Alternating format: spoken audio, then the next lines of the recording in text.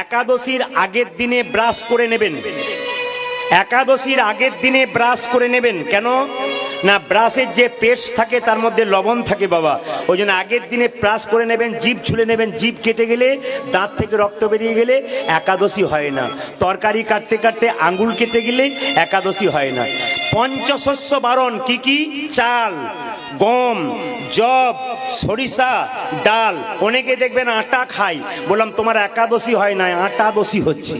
আবার একাদশীর দিনে দেখবেন এত এত খাবার খায়, ফলমূল, বললাম ওটা পেটাদোষী হচ্ছে।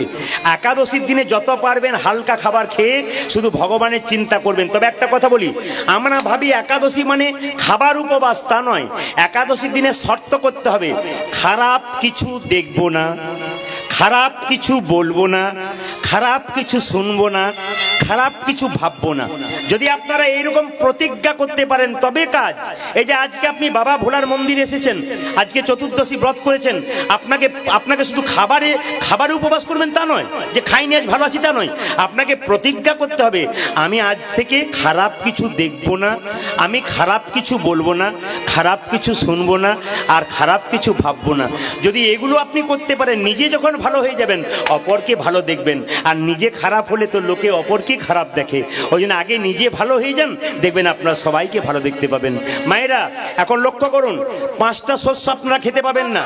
সেদিন কম্বলে শয়ন করতে হবে, গীতা পড়তে হবে, শ্রীমদ্ ভাগবত গীতা, সারাদিন ভালো চিন্তা করতে হবে, দেখবেন আপনার কাজ হয়ে যাবে। তবে যদি নির্জলা একাদশী কেউ করতে পারে, ওটা উত্তম একাদশী। তারপরে যদি কেউ না পারে, তাহলে আপনি ফল খেয়ে করতে পারেন, অসুবিধা কিছু নাই।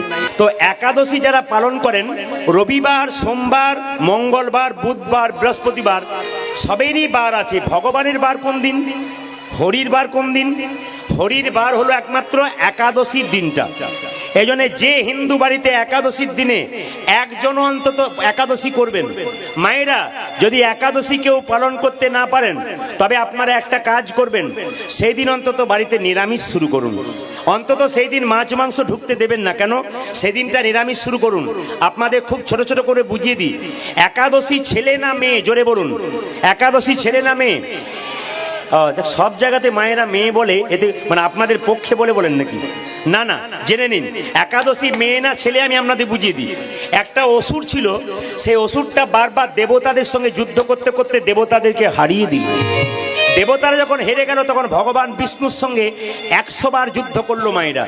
ভগবান বিষ্ণু হেরে যাবার ভান করে একটা পর্বতের গুহাতে ঢুকে পড়লো। আর যখনই পর্বতের গুহাতে ঢুকে পড়লো, ভগবান বিষ্ণুকে গিয়ে অসুর বলল, এইবার কোথায় যাবে তুমি? আর বেরোনোর উপর নাই, বেরোলেই শেষ করে দেবো। ভগবান বিষ্ণু তার শরীর থেকে এক অদ্ভুত জ্যোতি সৃষ্টি করলেন, আর সেই জ্যোতি থেকে একটা নারীর সৃষ্টি হলো। সেই মেয়েটা জন্ম নিয়ে, জ্যোতিতে জন্ম নিয়ে সঙ্গে সঙ্গে অসুরের মস্তকটাকে ছেদন করে দিল। বিষ্ণু বলল, বারে মেয়ে, তোমার ক্ষমতা তো আমার চাইতে বেশি। বলে কেন? আমি যার সঙ্গে 100 বার যুদ্ধ করে পারলাম না, তুমি তাকে জন্ম নিয়ে মেরে ফেললে?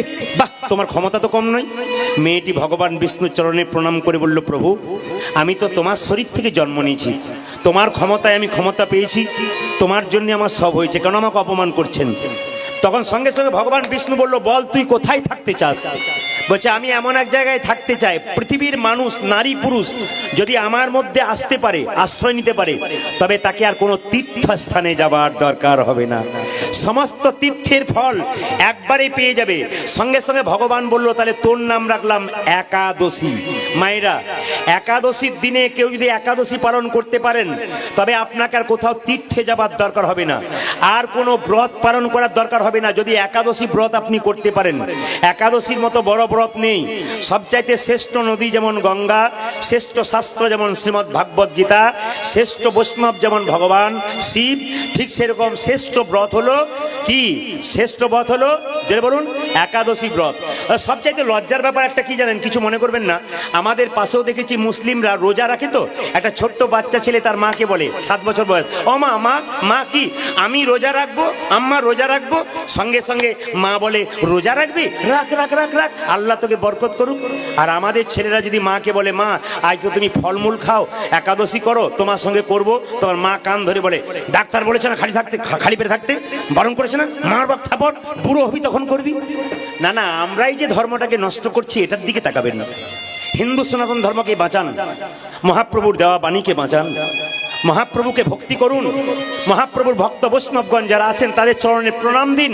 মায়েরা, বৈষ্ণবের চরণে যত প্রণাম দেবেন তত দেখবেন আপনার অহংকার দূর হয়ে যাবে।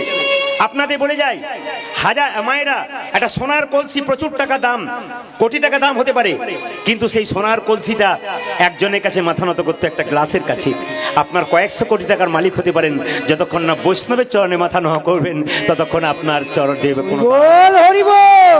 এই জন্য বলে রাখি, যারা একাদশী করেন আমি হাত তুলতে বলবো না, যারা করেন না তাদের বলবো না, আমি শুধু তত্ত্বগুলো বলতে চাই, এটা মাথায় রাখবেন। তো দুরিকা দেবী এবং কৃষ্ণমণ্ডল একাদশী করেছে।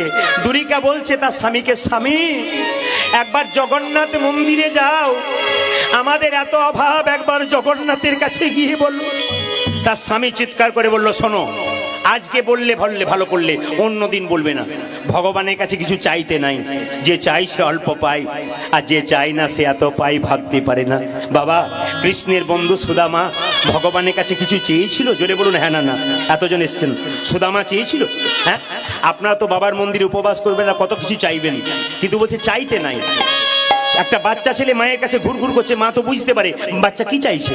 আপনি মন্দিরে যাবেন, ভগবান অন্তর্যামী, তিনি তো জানেন আপনার কি আছে কি না। আপনি বলবেন কেন? আপনি বলবেন না, আপনি বসলে উনি বুঝে নেবেন। কেন? আপনি ভক্তি সম্পদ দিন, উনি কৃপা সম্পদ আপনাকে দেবে। ওই জন্য যতজন এসছেন এখানে, মন্দিরে গিয়ে কোনোদিন চাইবেন না আমায় গাড়ি দাও, বাড়ি দাও, টাকা দাও। আপনি ভক্তি সম্পদ দেবেন, আপনি কৃপা সম্পদ পেয়ে যাবেন। সঙ্গে সঙ্গে দুরিকা বলল, স্বামী তোমাকে জগন্নাথ মন্দিরে চাইতে হবে না, একবার তীর্থ দর্শন তো হবে। তাই তার স্বামীকে পাঠিয়ে দিল জগন্নাথ মন্দিরে। চলে যাচ্ছে মায়েরা কৃষ্ণমণ্ডল জগন্নাথ মন্দিরে, সবাই মিলে উলুধ্বনি ধরে দিয়ে। একটু বিচার করে বলবেন, জগন্নাথের চোখ গোল না পটল চেরা? না একটু বলবেন। ওই দেখুন একজন পটল চেরা বলছে। হ্যাঁ, জগন্নাথের চোখ গোল গোল। আচ্ছা আচ্ছা, আপনাদের মনে একবারও প্রশ্ন জাগে না যে জগন্নাথের চোখটা কেন কৃষ্ণের মতো পটল চেরা হলো না, গোল হলো কেন? এইদিকে তাকান। যার চোখ গোল তার সমান বিচার। একজন বৈষ্ণব গেলেও যা, ভিখারি গেলেও যা, ব্রাহ্মণ গেলেও যা, দরিদ্র গেলেও যা, ধনী গেলেও তা, সবার কাছে সমান। ওই জন্যে জগন্নাথ মায়েরা জগতের নাথ। আচ্ছা এইদিকে তাকাবেন, জগন্নাথের হাত পা কেমন মা? জোরে বলুন, হাত পা আছে? জোরে বলুন, জোরে বলুন। আচ্ছা, আপনাদের একটু ছোট্ট তত্ত্ব বলে দিয়ে যাই, একটু মন দিয়ে শুনবেন। জগন্নাথ হলো স্বয়ং ভগবান কৃষ্ণ। কৃষ্ণের আরেকটা রূপ জগন্নাথ। তিনি জগন্নাথ রূপে এলেন কিভাবে, একটু ছোট করে বলি। আমি যেখান থেকে বলছি, একটা শাস্ত্র থেকে বলছি। এখন দেখুন, আমরা কোনো জিনিস যদি ইউটিউবে ছাড়ি না, তখন দেখবেন কিছু কিছু লোক পেয়ে বসে কিছু ভুল ধরবার জন্য। এগুলোকে নিয়ে যদি কিছু করতে পারি, এরকম কিছু লোক আমাদের সমাজে আছে, দুষ্ট লোক। এদের দিকে আপনারা নজর দেবেন না। আমি দেখেছি এমন এমন লোক আছে, দেখবেন খোঁজ ধরার জন্য থাকে। আমরা কিন্তু প্রত্যেকটি শাস্ত্রের প্রমাণস্বরূপ কথা বলবো। আচ্ছা মায়েরা বলুন তো, কেউ মারা গেলে তাকে কাঠে পোড়ানো হয় না কয়লাতে পোড়ানো হয়? জোরে বলুন। কয়লাতে নয়, কাঠে। আচ্ছা বলবেন তো, শরীরে সব জায়গায় পুড়ে যায়, একটা জায়গায় পোড়ে না, কোন জায়গাটা? একটু জোরে বলুন। নাভি কুণ্ডলটা। কিছু মনে করবেন না, কৃষ্ণ 125 বছর বয়সে ব্যাধের হাতে প্রাণ দিয়েছিল না? জোরে বলুন হ্যাঁ না না। এই দিয়ে তাকান, ওই ব্যাধটা কে ছিল বলুন তো? বালি পুত্র অঙ্গদ। কারণ বালিকে অন্যায়ভাবে রাম মেরেছিল, তখন বালিপুত্র অঙ্গদ বলেছিল, প্রভু আমার বাবা তোমাকে যেমন ভাবে সাহায্য করেছিল আমি সেইভাবে করব, তবে তুমি যখন 14 বছর পর বনবাস থেকে ফিরে আসবে, আমি যা চাইবো তুমি দেবে। রামচন্দ্র বলেছিল, কি চাইবি তুই? রাজত্ব চাইবি, আমার লোভ নাই, তাই দিয়ে দেবো। মায়েরা 14 বছর পর যখন বনবাস থেকে ফিরে এলো, তখন সবকিছু সবাই চাইলো। অঙ্গদ বলে উঠলো, আমায় দাও। কি? পিতৃহত্যার প্রতিশোধ। আমার বাবাকে মেরেছো, প্রতিশোধ নেব আমি। ভগবান রাম বললেন, তাই হবে। 125 বছর বয়সে, হ্যাঁ দাপরে আমি কৃষ্ণ হব। 125 বছর বয়সে তুই হ্যাঁ আমাকে আমার তীর বিদ্ধ করবি আমার চরণে, আমি প্রাণ দিয়ে দেবো। মায়েরা, কৃষ্ণ যখন দেহ রেখেছিল, তিনি যখন লীলা সম্বরণ করলেন, তখন তাকে চন্দন কাঠে পোড়ানো হয়েছিল। কিন্তু তার দেহের সব জায়গাটা পুড়ে গিয়েছিল মা, একটা জায়গায় পড়ে নাই। কোনটা বলুন তো? নাভি কুণ্ডলটা। একটা সোনার পাত্রে ভরে তার মধ্যে কৃষ্ণের শরীরে ছাই দিয়ে, হ্যাঁ, গঙ্গা জল দিয়ে সেই দ্বারকার পুরীর সমুদ্রে ভাসিয়ে দিয়েছিল। ভাসতে ভাসতে পুরীর জগন্নাথের সমুদ্রে ওখানে গিয়ে লাগলো। সঙ্গে সঙ্গে পাণ্ডাদের স্বপ্ন দিলেন ভগবান যে আমার ওই ব্রহ্মবস্তু যেটা ব্রহ্মবস্তু যেটা পড়ে নাই, অস্থিয়া বিসর্জন বলা হয় হিন্দিতে, ওটাকে তোরা কাজ কর, হ্যাঁ, আমার ওই দারু ব্রহ্মের মধ্যে প্রতিষ্ঠা কর। মায়েরা, জগন্নাথ মন্দিরে দারু ব্রহ্মের মধ্যে প্রতিষ্ঠা করলেন কে? না, জগন্নাথের পাণ্ডারা। আপনারা সবাই জানেন যে 12 বছর পর পর বোধহয় কোলেবর পরিবর্তন হয় নাকি বাবা? 12 বছর পর হয়। আর যে দেখবেন পরিবর্তন করে ব্রহ্মবস্তুটা, সে 2 থেকে 3 মাস বাঁচে, তারপর আর বাঁচে না। এটা নিয়ম, জগন্নাথ মন্দিরে কেউ গেলে দেখবেন। তো বলে রাখি মায়েরা, জগন্নাথের হাত পা নেই কেন একটু বলে দিই আপনাদের। দেখুন, লক্ষ্য করুন, কৃষ্ণ যখন দ্বারকার রাজা হলো তখন দেখবেন ওই বালিশে মুখ লুকিয়ে লুকিয়ে খুব কাঁদছে। তো রুক্মিণী সত্যভামা মনে মনে ভাবছে, কি বলে কাঁদছে একবার দেখি তো, কি বলে কাঁদছে? রাধে ওগো রাধে যে প্রেমময়ী রাধে, প্রেমময়ী রাধে, প্রেমময়ী রাধে, প্রেমময়ী রাধে। রাধে। এই যে কৃষ্ণ যে বালিশে মাথাটা দিয়েছে, মা রাধা রাধা বলতে বলতে বালিশটা ভিজে যাচ্ছে। এদিকে রুক্মিণী সত্যভামা তার স্ত্রী মনে মনে ভাবছে, আমরা এত ভালোবাসি রাধাটাকে, এই রাধাটাকে আমরা জানতে চাই। ও মায়েরা, বলরামের মা রোহিণীর কাছে গিয়ে বলল রাধাকে। সঙ্গে সঙ্গে রোহিণী বলল, রাধার কথা শুনতে গেলে একটা নির্জন বাড়িতে তোমাদের দুজনকে আসতে হবে। তো নির্জন বাড়িতে দুজনে যখন এলো রুক্মিণী সত্যভামা, তখন রোহিণী এবং যশোমতী দুজনে মিলে রাধা তত্ত্ব কথা শোনাচ্ছে। আর সুভদ্রাকে বলেছে, তুই দরজায় দাঁড়িয়ে থাক, আমার অনুমতি ছাড়া প্রবেশ নিষেধ। এই দিয়ে তাকাবেন মায়েরা, সুভদ্রা দাঁড়িয়ে আছে, কৃষ্ণ বলরাম ছুটে এসছে। সুভদ্রা, মা কই রে, মা কই রে? বলে ভেতরে ভেতরে, একবার দ্বার ছাড় তো, আমরা ঢুকে যাই। না, প্রবেশ নিষেধ। সঙ্গে সঙ্গে কৃষ্ণ বলল, ভেতরে ঢুকতে নিষেধ আছে, কথা শুনতে তো নিষেধ নাই। তাহলে কথা শুনেনি মায়েরা। রাধা তত্ত্ব যখন বর্ণনা করছে, এদিকে তাকান, রাধা তত্ত্ব যখন বর্ণনা করছে তখন কৃষ্ণের, এদিকে তাকান, কৃষ্ণের শরীরটা আস্তে আস্তে জড়ো হয়ে যাচ্ছে, হাত পা গুটিয়ে যাচ্ছে। এই দৃশ্যটাকে দেখলো নারদ, ছুটে এসে বলল, প্রভু এই রূপ তো তোমার কোনোদিন দেখি নাই। ভগবান বললেন, এই রূপ তুমি দেখতে পাবে, সবাই দেখতে পাবে। কোথায়? জগন্নাথ মন্দিরে পুরীতে আমি যখন জগন্নাথ রূপে যাব। মায়েরা, সবাই লক্ষ্য করুন, জগন্নাথকে আপনারা স্বয়ং কৃষ্ণ মনে করবেন, উনি কৃষ্ণ জগন্নাথ মন্দিরে গেছেন। তো জগন্নাথ মন্দিরে গিয়ে কাউকে চাইতে নেই, মন্দিরে যে চাই সে অল্প পায়, যে চায় না সে কিছুই পায় না। কিন্তু যে চাই না সে পায়, অনেক কিছু পায়, আর যে চাই সে কিছুই পায় না। সবাই লক্ষ্য করুন, জগন্নাথ মন্দিরে কেঁদে কেঁদে কৃষ্ণমণ্ডল বলছে, ওগো জগন্নাথ, ওগো জগন্নাথ, তোমার কাছে কি চাইবো? তোমার তো হাতই নাই, তোমার পা নাই, তো তুমি দেবে কি? দেবে কে? এখন ভক্ত কৌশল কথা বলছে, হে জগন্নাথ, তোমার হাত নাই, তুমি দেবে কি? তোমার কাছে চাইতে এসেছিলাম, কি চাইবো? তোমার পা নাই, তুমি দেবে কি? জগন্নাথ আকাশবাণী করে বলল, কৃষ্ণমণ্ডল রে, আমার হাত নাই, কিন্তু এই হাত আমি তোদেরকে দিলাম কর্ম করার জন্যে। কর্ম করতে গেলে এক জায়গা থেকে অন্য জায়গা যেতে হবে, তার জন্য আমার চরণগুলো তোদেরকে দিয়ে দিলাম, আমার যা আছে তোদেরকে দিয়ে দিলাম। কৃষ্ণমণ্ডল কেঁদে কেঁদে বলল, জগন্নাথ, লোকে তোমার কাছে গাড়ি বাড়ি টাকা পয়সা চাই, কিন্তু আমি তোমার কাছে এমন একটা জিনিস চাইবো জগতে কেউ চাই না। মায়েরা, আপনারা তো মন্দিরে গাড়ি বাড়ি টাকা পয়সা চান, কিন্তু কৃষ্ণমণ্ডল কি চাইছে দেখুন, বলছে তোমার কাছে সবাই তো অনেক কিছু চাই, আমি তোমার কাছে একটা জিনিস চাইবো। গাড়ি চাইবো না, বাড়ি চাইবো না, টাকা চাইবো না, পয়সা চাইবো না, দেবে যদি তবে আমায় একটা জিনিস দাও, আমায় একটা কৃষ্ণ ভক্ত সন্তান দাও। হে হরিব, ওগো জগন্নাথ, উলধ্বনি, উলধ্বনি মায়েরা।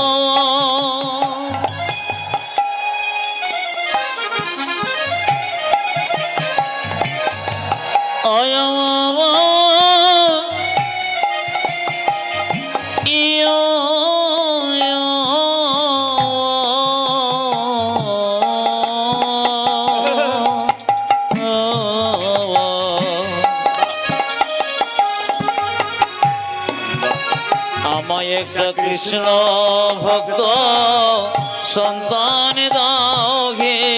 এই অভিলাষ আমার মনে, কৃষ্ণ ভক্ত সন্তান দাও হে।